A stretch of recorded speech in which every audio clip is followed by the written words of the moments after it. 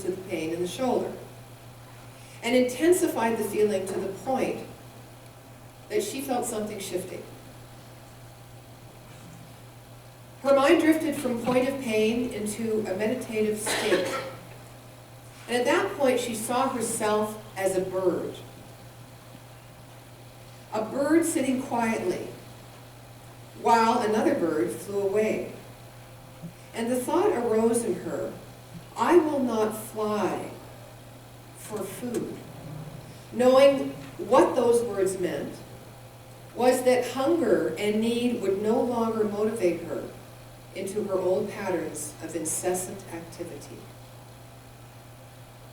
Now in her meditation, more birds flew by, and her neighbor bird flew with them. Her thought at that point was, I will not fly either for company. Knowing that I will never feel again trapped in the frenetic pace of life, she knew that she would now choose to do it all. She was no longer going to be driven by the need of companionship through unhealthy love or simple social interaction. So she, as the bird, sat alone and was content. Yet she sensed a bit of an incompleteness. Then 2 children came under the trees, calling up to me, then 3, then 4. And she said she knew she need not fly because of fear. Then adults came and began talking quietly, and she sensed they wanted to capture or kill her, but still, she would not fly. They threw stones, but they missed her, for she was too high and the stones could not reach her. She was safe. Next, the guns were pulled out. Still, she would not fly for fear. The bullets flew past, and she wondered if she didn't fly for fear, could she die? And she sat with the choice, willing to die rather than fly. After a seemingly very long moment, a voice deep within her spoke, a different sounding voice than before. If I didn't know any better, she said, I would say it was God or Spirit speaking within me, saying, fly. Fly because I made you. At that moment, she leapt into the air with great joy and soared to the tune of the impulse inside of her. She said, I fly because God made me. I fly because God made me. She soared over the trees toward the horizon. She streaked faster across the tops of the mountains toward the sea. Powered by the joy, she flew higher into the sky and headed home towards God, knowing she would never feel trapped again. And this time, she would choose to do anything that she put her mind, her heart, and her hands to. And she now participated for the only reason worth living, because God made her, and her shoulder pain was gone. It's not about having enough faith to get something in order to feel connected and secure in this world. You know, this story to me shows that faith is about trusting the inner knowing as divine guidance.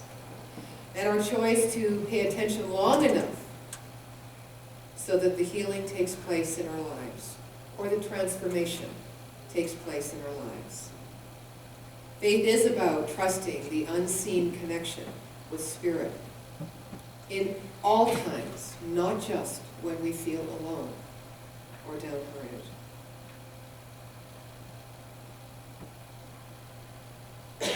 So Dr. Holmes said, before something and against no thing.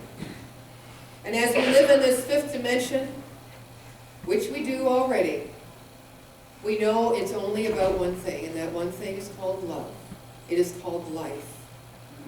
And the only way that we can experience and live this is to give fully of ourselves, to be fully alive, to embrace all that is already right here, right now, in any given moment, and know that the highest truth of the divine order in this universe is playing out as you, as me, as every person on this planet in their role to bring the universal light of truth into the conscious mind, and therefore the subconscious mind of this universe, of this planet, of this one humanity.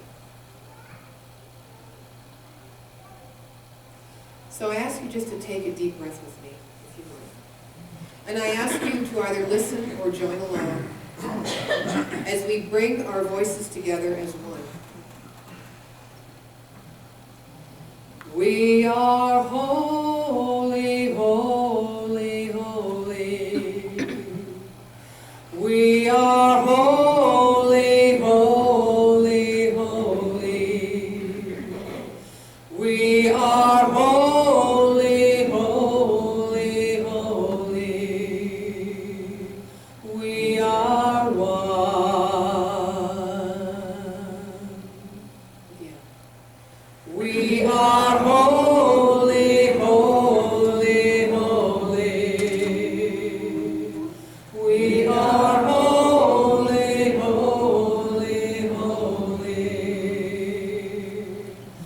We are holy, holy, holy. We are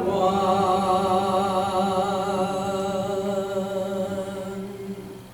So take this year out and bring this year in by being a rebel as cause. Feel great joy in whatever rebellious moment you wish to have, because we know it is all God and it is all good. And so it is. Blessings. Thank you.